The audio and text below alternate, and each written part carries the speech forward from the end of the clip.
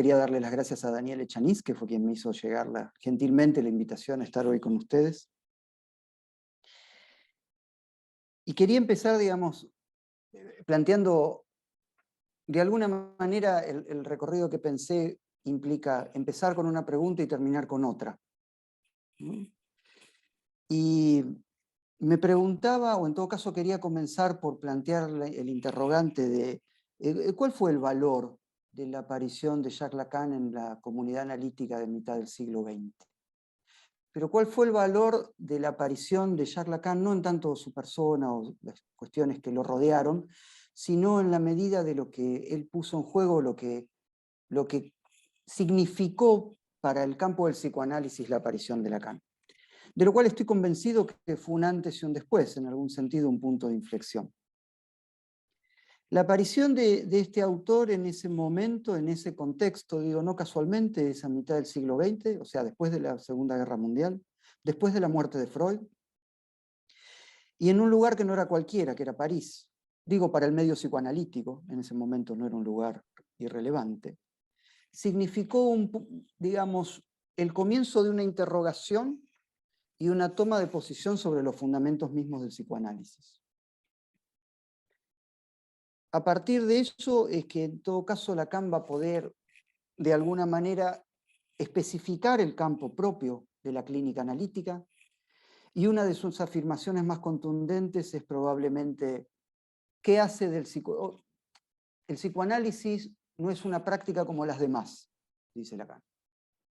Con lo cual uno efectivamente podría preguntarse respecto de qué es lo que la caracteriza o la distingue. Y esa afirmación de Lacan es una interrogación sobre sus medios y sus fines. O sea, los medios del psicoanálisis son medios propios, las categorías que definen ese campo son categorías propias, inherentes al campo. Y los fines del psicoanálisis, de la práctica analítica, también son particulares. Además, a partir de esto es que a Lacan se le hará posible delimitar los problemas que le son inherentes a la práctica del psicoanálisis. Y esto en función de dos coordenadas precisas. El inicio de su enseñanza pública en 1953 conlleva la puesta en forma de esas dos coordenadas que de cierto modo no va a abandonar jamás, aun cuando otros conceptos relevantes puedan ir tomando lugar. Y estas coordenadas son el lenguaje y la palabra.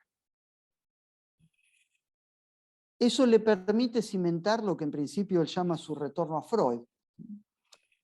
Pero no es un retorno ingenuo.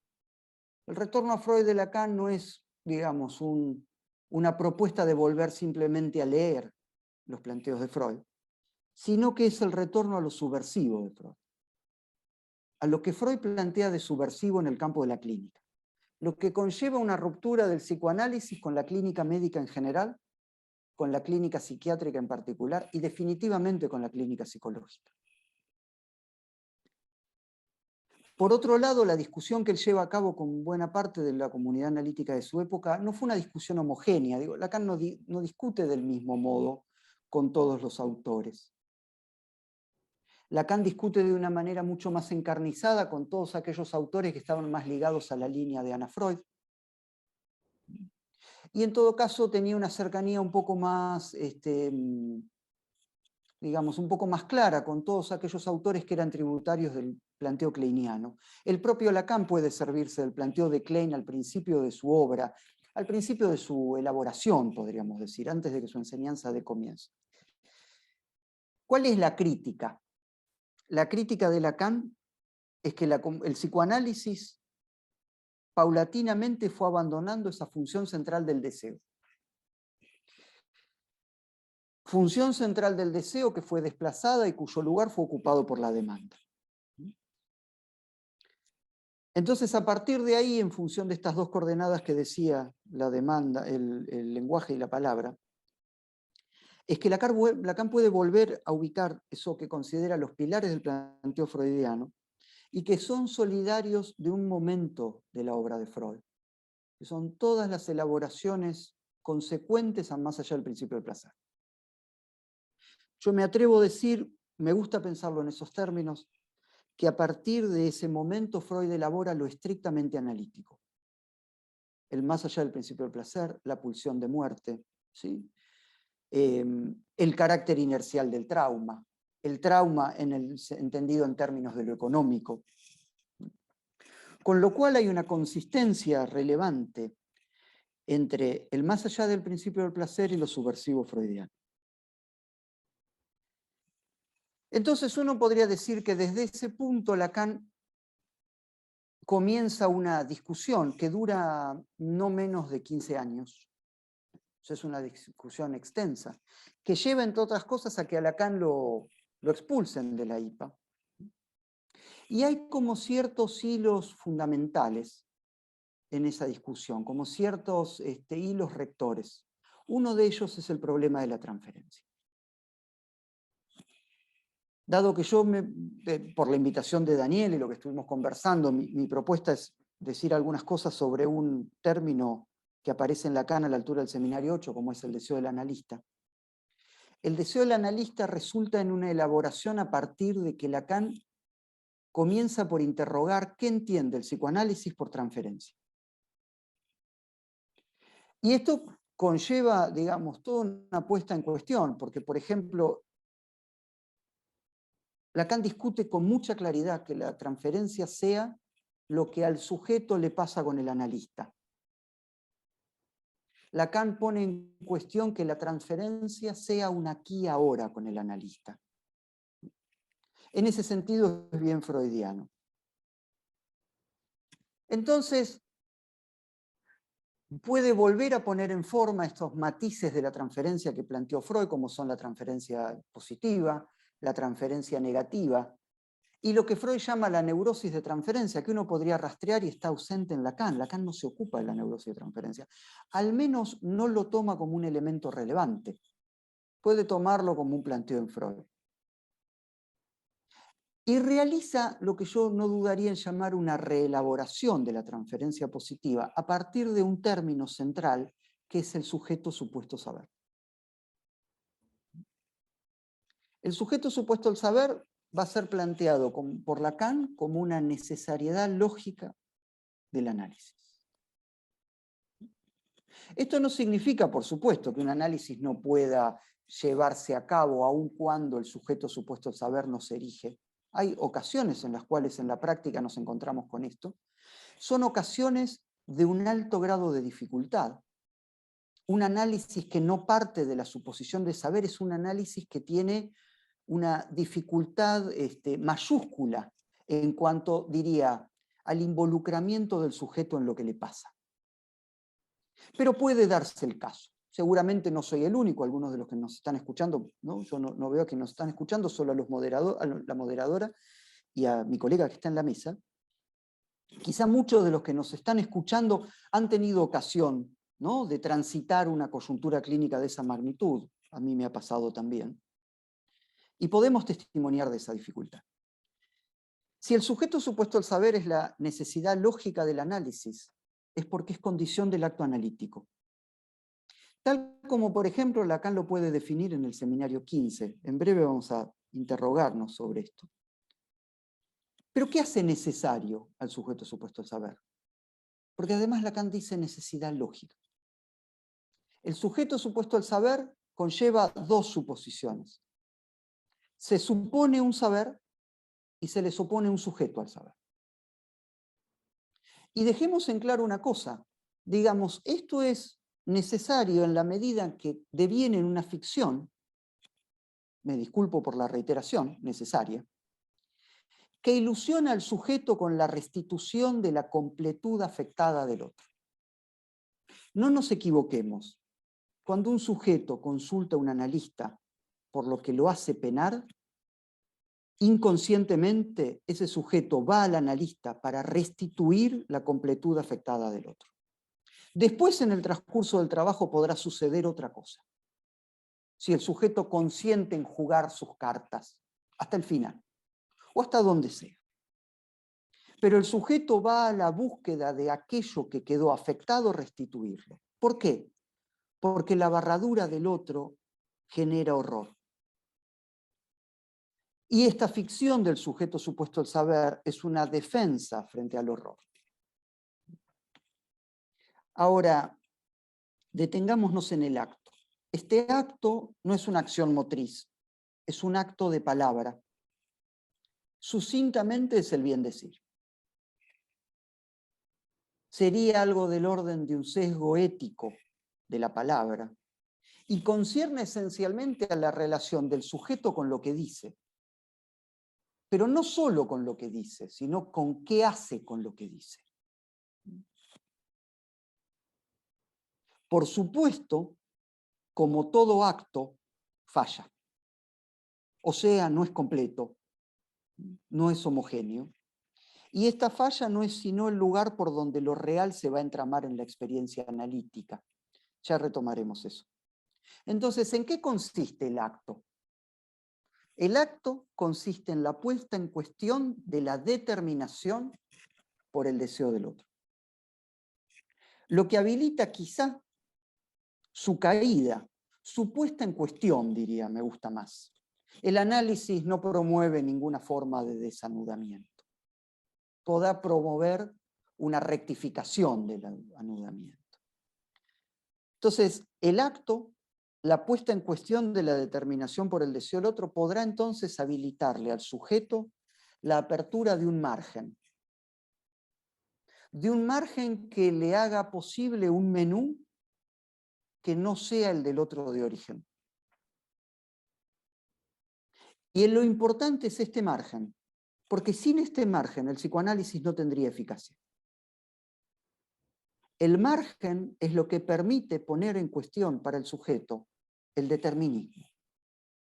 Y esto en la medida en que el sujeto es, por un lado, efecto del significante, pero esencialmente no es causa de sí.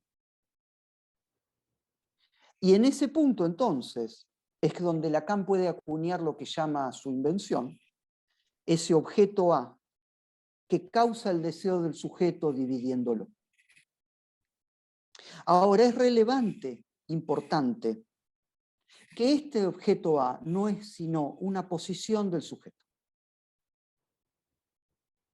No es un objeto que uno pudiera encontrar en la realidad. Es una posición del sujeto mismo. Es una posición frente al deseo del otro. O sea que en la constitución, frente al deseo del otro, el sujeto es por un lado sujeto barrado y por el otro lado objeto A. O sea que lo único que estamos haciendo es nombrar los dos términos del fantasma. De ese fantasma que es quizá uno de los nombres de la realidad psíquica freudiana y que es la defensa última, más estable, que vela ese horror de la barradura del otro. No es sino entonces estas posiciones defensivas del sujeto lo que el análisis pone al trabajo.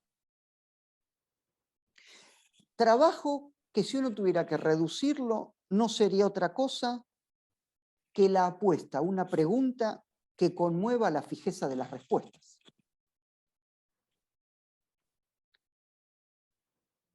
Con lo cual entonces, el tiempo del análisis, a mí me gusta llamar a la transferencia la temporalidad de un corte. Del corte en la medida en que el sujeto pueda conmover su sujeción al deseo del otro. O sea que allí donde en principio el psicoanalista soporta la función del sujeto supuesto al saber, se oferta, la sostiene, la hace viable. Es esperable que en un momento posterior, nunca a priori sabemos cuándo, debería producirse un paso del sujeto supuesto al saber a la posición del analista como semblante de este objeto. Y esto solo es posible por la entrada en juego del deseo del analista. O sea que el deseo del analista es un operador transferencial. El deseo del analista es el concepto que hay discusiones, no sé cómo será por allá, por acá en el ámbito psicoanalítico argentino hay discusiones en distintos lugares respecto de la relevancia de este operador. Hay lugares donde se considera que este operador no es tan relevante, o lugares donde sí. Yo creo que es efectivamente muy relevante. Pero son lecturas. ¿Por qué esta discusión? Porque Lacan no se ocupa de ese operador a lo largo de toda su obra. Lo toma en determinada cantidad de seminarios y después no lo toma más, al menos aparentemente. Este operador transferencial le permite separar el manejo, diría, de la transferencia, de cualquier orientación clínica que promoviera la identificación al psicoanalista como final del análisis. ¿Qué es lo que Lacan discute? El analista no es la medida de nada para el analizante. El analista es solamente aquel que se oferta a ser semblante de esa posición de objeto del sujeto, a los fines de ¿qué? De hacerle posible la separación. Si el sujeto está dispuesto a perder esa posición. O sea que entonces el deseo del analista instala una diferencia entre el significante idealizante, el ideal del yo, o sea, el significante de las identificaciones especulares, el que soporta la imagen del espejo, y la posición de la minúscula, del punto desde el cual el sujeto es causado. Pero entonces definamos qué es el deseo del analista como operador transferencial. Es un lugar vacío. O sea, dejamos en claro que no es el deseo de la persona del analista. Por eso Lacan va a decir, es un deseo no fantasmático, porque no es el deseo de nadie. Ni siquiera es un deseo de curar. El deseo del analista es la puesta en forma de ese lugar vacío que se abre cuando el analista no responde a la demanda. Permite entonces ese alojamiento, el de esa posición de objeto. Lo que hace posible, en todo caso, las condiciones de posibilidad de un corte. Si el corte se efectiviza, entonces se lograría conmover esa fijeza, que no es otra que la posición de objeto del sujeto. Esa fijeza de la respuesta que le permitirá al sujeto